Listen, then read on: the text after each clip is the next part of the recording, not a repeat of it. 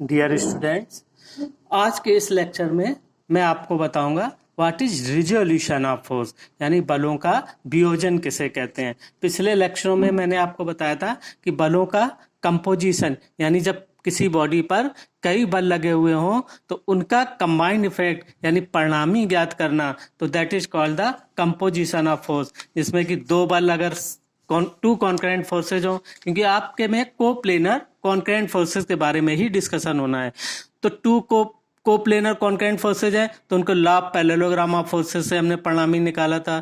Three concurrent forces हैं तो उसमें law of triangle of forces, और अगर कई बल लगे हों तो law of polygon of forces के द्वारा हम उनका परिणामी ज्ञात कर सकते हैं, यानी उस ग्राफिकल मेथड से कि ट्रायंगल खींच के या पॉलीगन खींच के हम उसका परिणामी निकालते थे।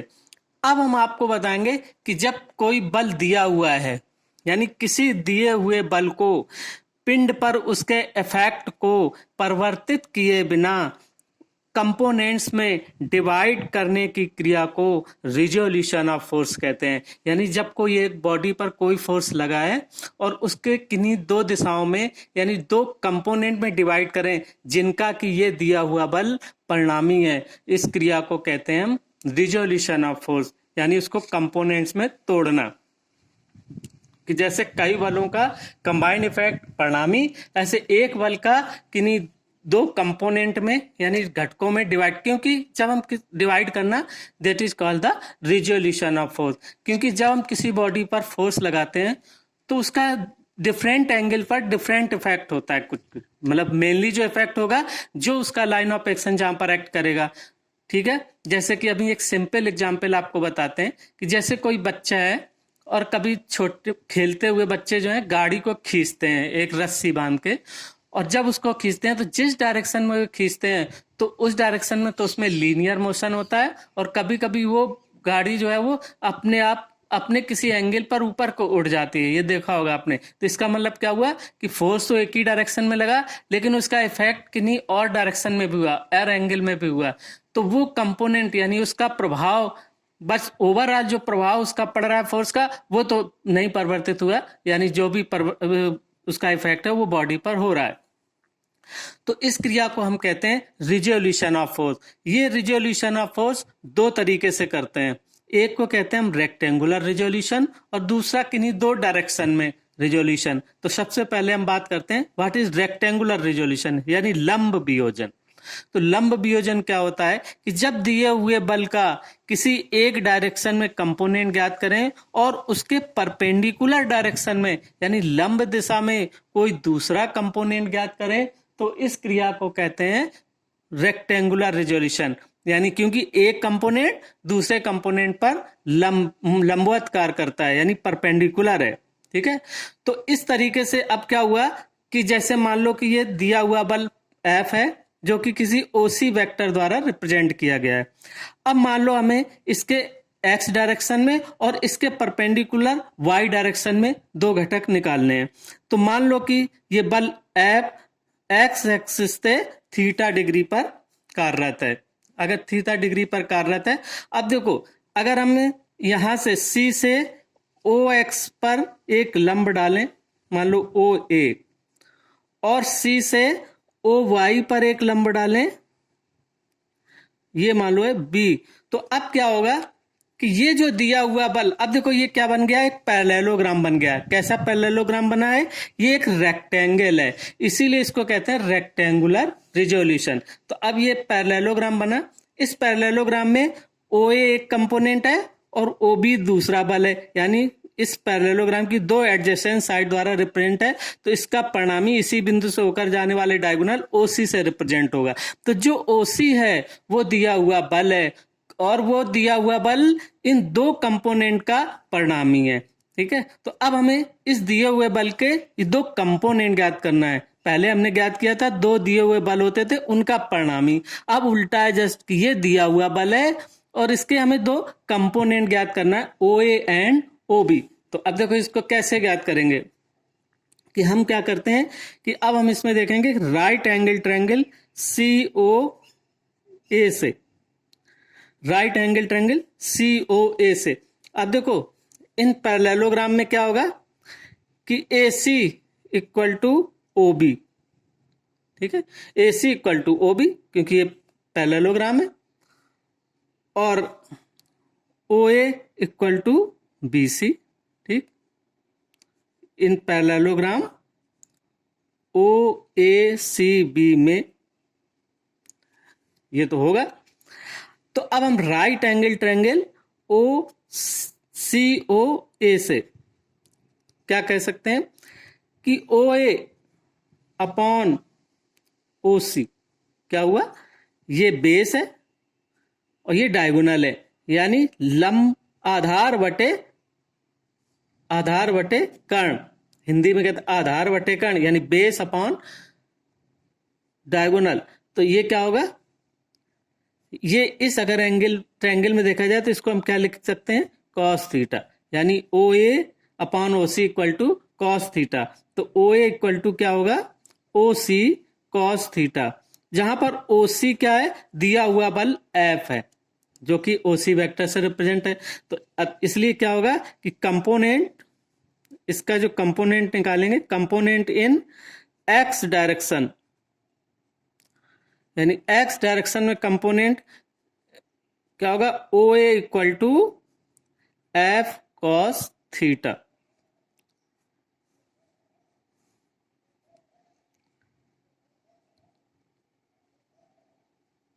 ठीक। सिमिलरली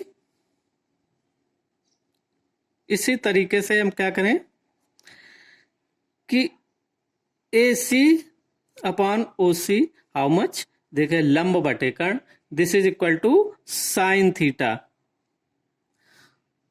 तो AC इक्वल टू है OB, तो हम ये भी कह सकते हैं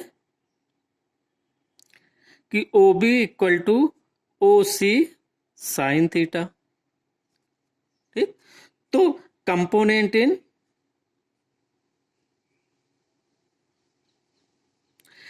y डायरेक्शन, यानी y direction is the perpendicular direction to x, y direction यानी OB, that is the OB equal to F sine theta, ठीक है।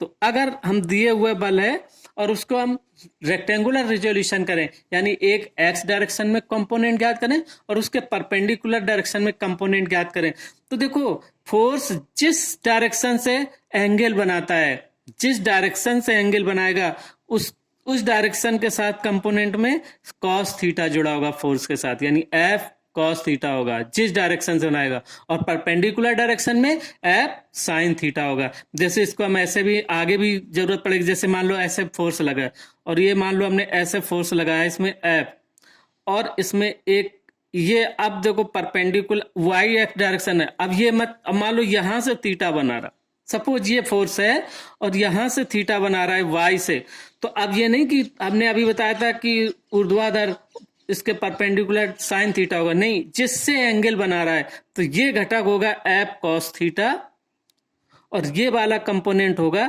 F sine theta. क्लियर।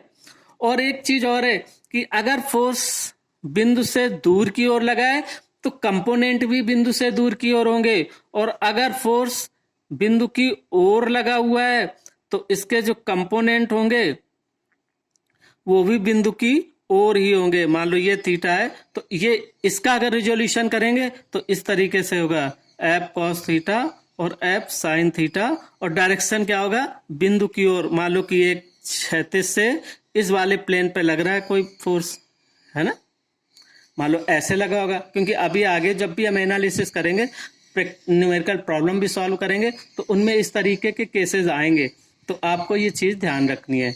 समझ में आ गया, ठीक है। अब नेक्स्ट दूसरा जो होता है बी, वो होता है रिजोल्यूशन,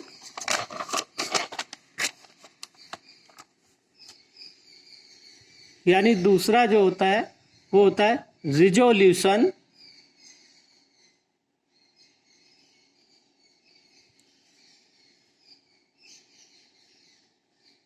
एनी टू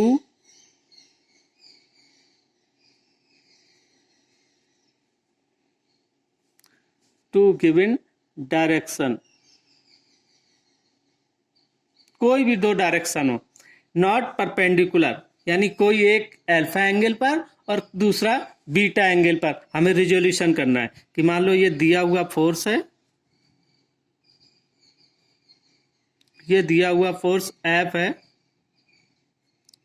और इसके एक डायरेक्शन अल्फा और एक डायरेक्शन, ये डायरेक्शन को ये बीटा। अब देखो ये परपेंडिकुलर नहीं है इसके, ये अल्फा डायरेक्शन में और एक बीटा डायरेक्शन में हमें कंपोनेंट ज्ञात करना है। तो उसी तरीके से ये फोर्स मान लो ये ओसी फोर्स है जो कि F न्यूटन है ओसी वेक्टर से। तो अब हम क्या करेंगे, ये भी दो घटक हैं, जब दो कंपोनेंट हैं और इन दो कंपोनेंट का ये दिया हुआ फोर्स परिणामी है, तो अब हमें क्या करना होगा, इसमें भी एक पैरेललोग्राम बनाएंगे। तो इसके पैरेलल एक लाइन खींचें और इसके भी पैरेलल एक लाइन खींचें, तो ये एक पैरेललोग्राम बन जाएगा ओ ए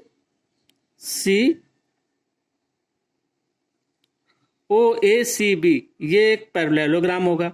और इस पैरेललोग्राम में, in this parallelogram O A C B में ए सी बराबर ओ बी,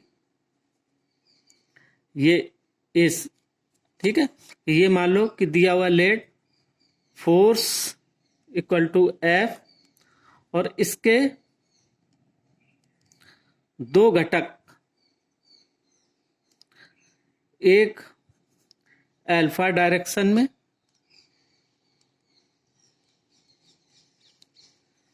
और एक बीटा डायरेक्शन में,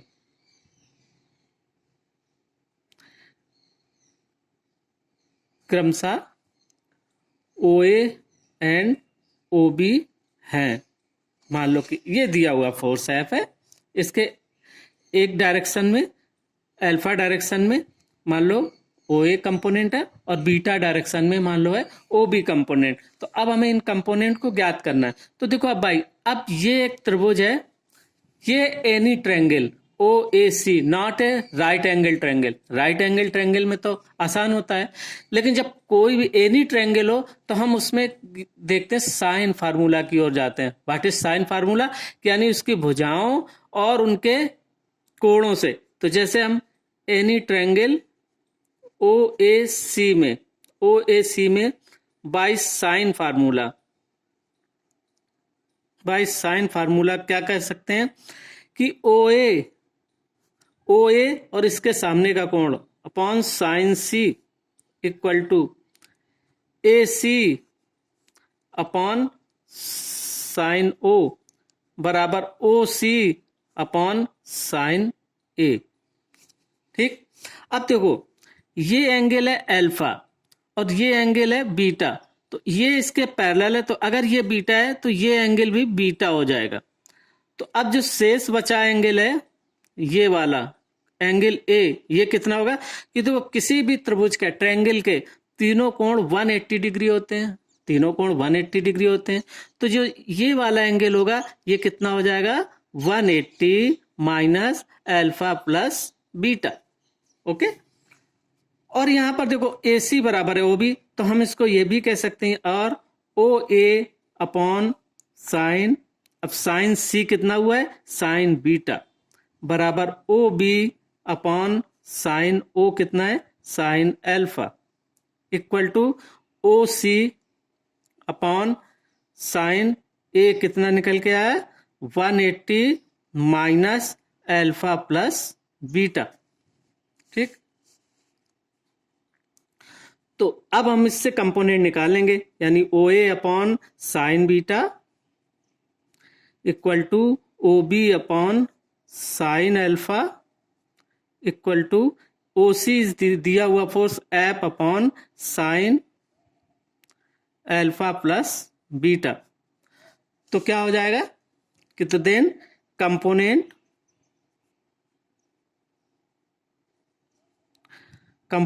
ओ A equal to F sine beta upon sine alpha plus beta. ठीक है, और कंपोनेंट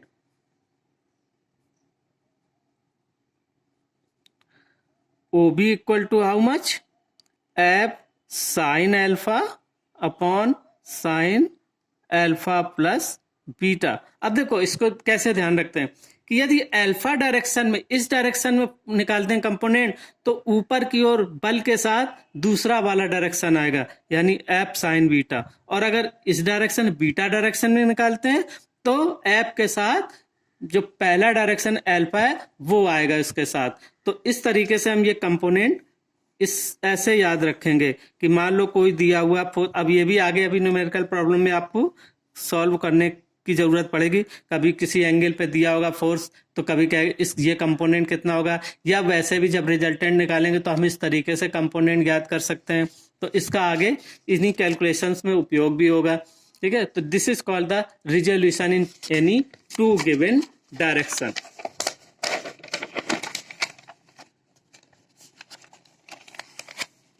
अब हम निकालेंगे इसी मेथड पर रिजोल्यूशन करने के साथ कि जब किसी बॉडी पर बहुत सारे बल लगे हों और उनका हमें परिणामी निकालना एनालिटिकल मेथड से, यानी टू फाइंड द, बस इस चैप्टर के लास्ट टॉपिक है, to find resultant of coplanar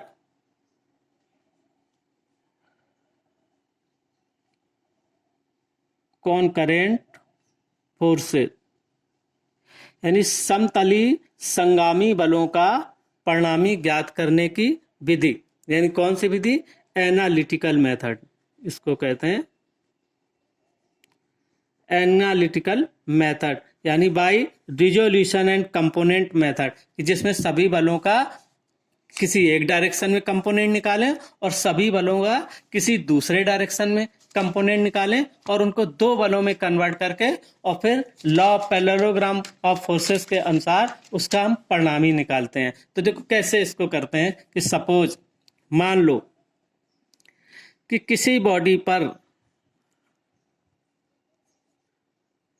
तो हमें कंपोनेंट ज्ञात करना है दो डायरेक्शन में। देखो फोर्स हमने पहले भी अभी बताया था पिछले लेक्चर कि फोर्स हमेशा ये इस चार कोऑर्डिनेट के हिसाब से लगता है, चाहे ये एक्स डायरेक्शन में, चाहे वाई डायरेक्शन में, चाहे वाई डायरेक्शन के नीचे, चाहे इसमें लेफ्ट साइड या पूरा पश्चिम उत्तर दक्षिण, या इन्हीं से किसी एंगल पे। तो अब मान लो सपोज कि एक्स डायरेक्शन से किसी बॉडी पर एक बिंदु पर कई बल कार्यरत हैं, मान लो F1, F2,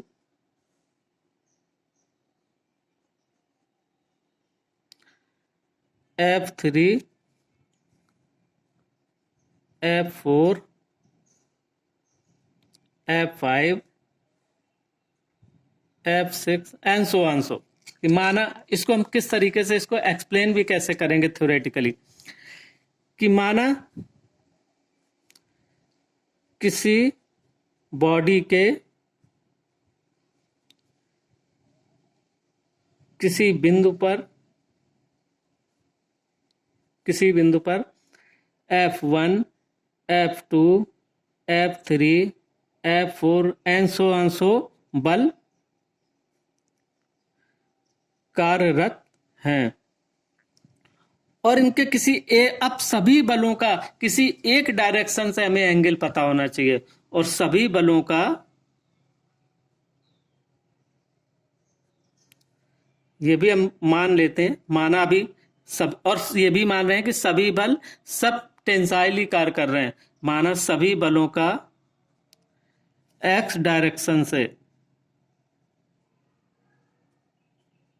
या एक्स एक्सिस से डायरेक्शन क्रमशः, यानी ये तो बलों की डायरेक्शन है, एक्स एक्सिस से बलों की डायरेक्शन मान लो F1 का है θ1, F2 का θ2, F3 का θ3, F4 का θ4 एंड सो है।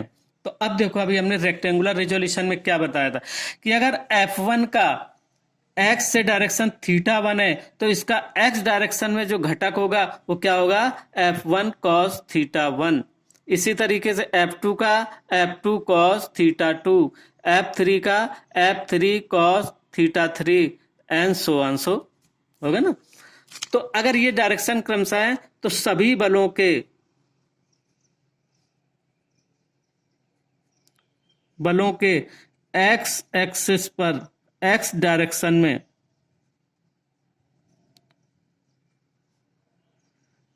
कंपोनेंट्स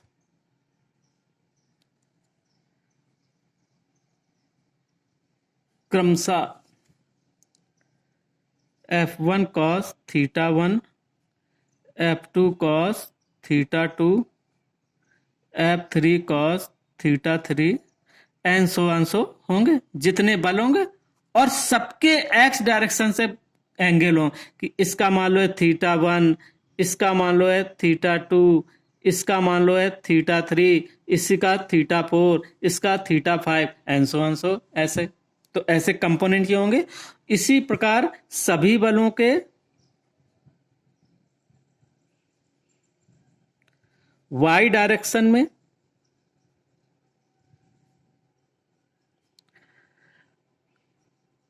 कंपोनेंट्स क्या होंगे, इसके भी क्रमशः F1 साइन थीटा 1, ठीक है, क्योंकि परपेंडिकुलर डायरेक्शन में साइन के साथ जाता है।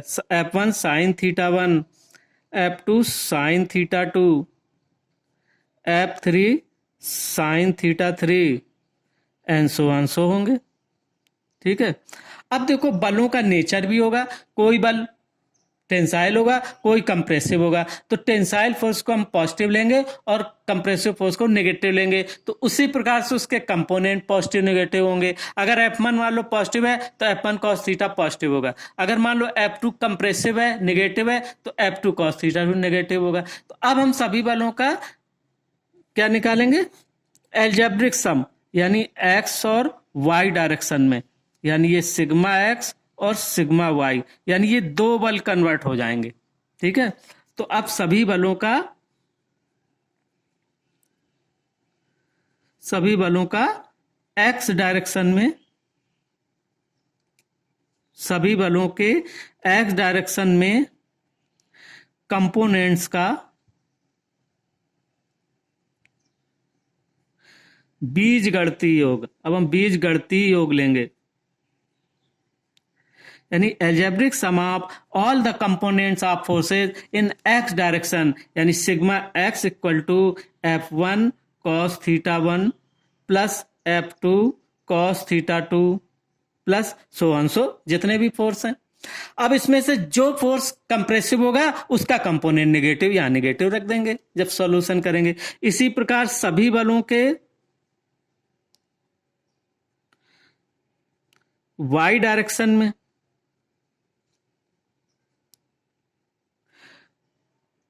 कंपोनेंट्स का बीजगणितीय योग,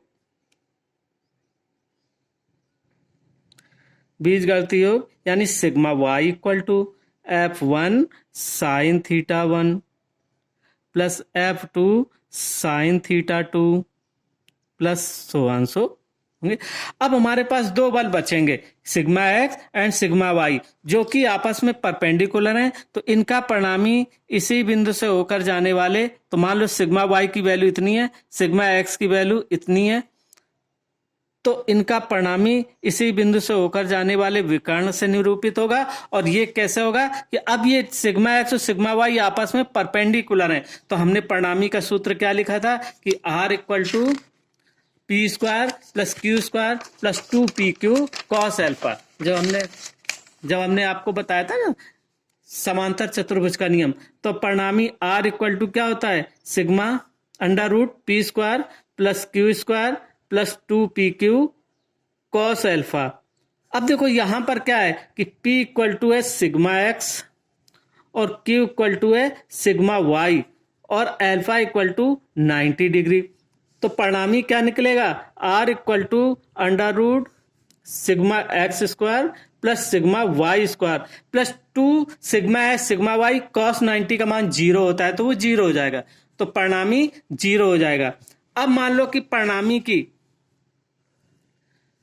लो परिणामी सिग्मा एक्स से थीटा डिग्री कोण बना रहा है, ठीक है, ये मान लो R है और ये सिग्मा एक्स और सिग्मा वाई, ये थीटा कोण बना रहा है, तो ये भी सिग्मा वाई होगा, तो इस त्रिभुज से मान लो ये ओ पे काम कर रहा है, ये है, ये बी है, ये सी है, तो डायरेक्शन क्या होगा? मान लो डायरेक्शन निकालना है परिणामी का, कि माना कि एक्स से थीटा कोण बनाता है, माना परिणामी एक्स डायरेक्शन थीटा कोण बनाता है, तो क्या होगा? टेन थीटा बराबर sigma Y upon sigma X, इस वाले त्रिभुज। तो थीटा बराबर tan inverse sigma Y upon sigma X, यानी ये डायरेक्शन हो जाएगी, ठीक है। और अगर इससे बनाएगा तो हो जाएगा sigma X upon sigma Y. तो ये आपका हो गया। इस तरीके से हम एनालिटिकल मेथड से कितने भी बल लगे हो किसी बॉडी के किसी बिंदु पर, तो हम उनका परिणामी ज्ञात कर सकते हैं, ठीक है। बस ये लेक्चर हम यहीं पे खत्म करेंगे। नेक्स्ट लाइव लेक्चर में मैं आपको इस चैप्टर से संबंधित जितनी भी न्यूमेरिकल प्रॉब्लम है वो सॉल्व करवाऊंगा, और आप लोग अपना पीडीएफ लेकर बैठें जब लाइव क्लास करें, क्योंकि पीडीएफ मैं ऑलरेडी सेंड कर चुका हूं।